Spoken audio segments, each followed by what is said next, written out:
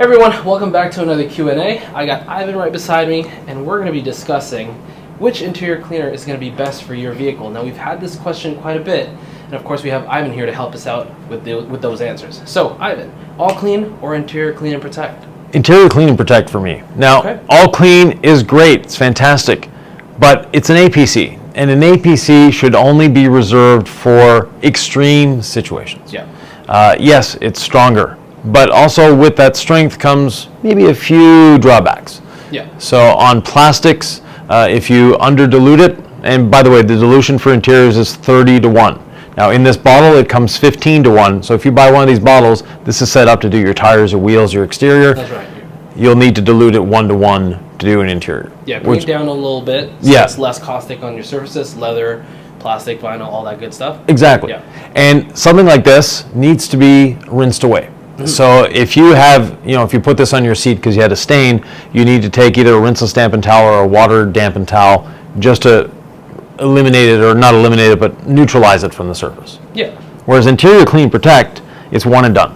So you just put it on, it's clean, and it's a more powerful cleaner than people give it Yeah. respect for, because it actually does clean very well. Yeah. And the protect part, we're not going back to 1973 here. You don't have the dash of the satellite that looks like someone put an oil slick on it. No. That's not the type of protect we're going for. Yeah. It's UV protection and anti-static protection, Amazing. which is a lot of fun. The anti-static for me is the big one. Unless you're driving a convertible, UV protection really doesn't mean anything on an interior because your windows do a great job of that, and Yeah. the roof, obviously. But if you're driving a convertible, then yes, you need UV protection. Yeah. Now, the other part of the protection, like I said, is anti-static, meaning you're not going to be cleaning your dash and your console and all as often. Right. It can be used on upholstery, it can be used on leather, it can be used on your carpets. It does remove stains, it does clean. It's not just a dressing. So those that think it's just a dressing, Yeah. no, it's way more than that. And what are some of the medias that we can use with Interior Clean and Protect, besides, of course, the brushes that you can use? What can we use for the carpets if we were to use Interior Clean and Protect on the carpets? So I like to use it on a microfiber towel. So a carpet, you'll actually, first of all, with carpets, start by dry brushing. Yeah. You want to get as much of that dirt out of there possible before creating mud. Yeah. And then if you have a stain left over, then you put this on your microfiber towel, scrub it a little bit, maybe brush, and then wipe it away. Yeah.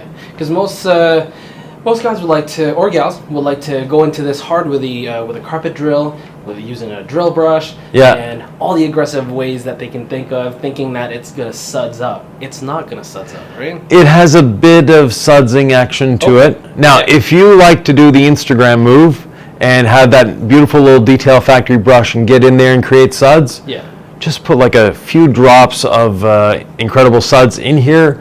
It's not going to change the formulation, but it is going to make it suds up like crazy. And it's gonna encapsulate too. Yeah, exactly. That's fantastic. And I'm pretty sure that you can also use All Clean if you really want to go for the sudsy kind of carpet clean as well. You can use All Clean. Yeah, as well. definitely, yeah. So there you have it. Two great interior cleaners, but of course use them accordingly to what surface that it's mainly meant for. Of course, lean more towards Interior Clean and Protect for your lighter duty kind of jobs when you want to do an interior quick detail, and also some heavy duty stuff, and save this for the more tougher Right. jobs. This is a finishing hammer, that's a sledgehammer. Sledgehammer. There you go. Yeah. That's a really good one right there. So once again, I'm Josh from TOC Supplies, I'm Ivan from DIY Detail. and we'll be seeing you very soon.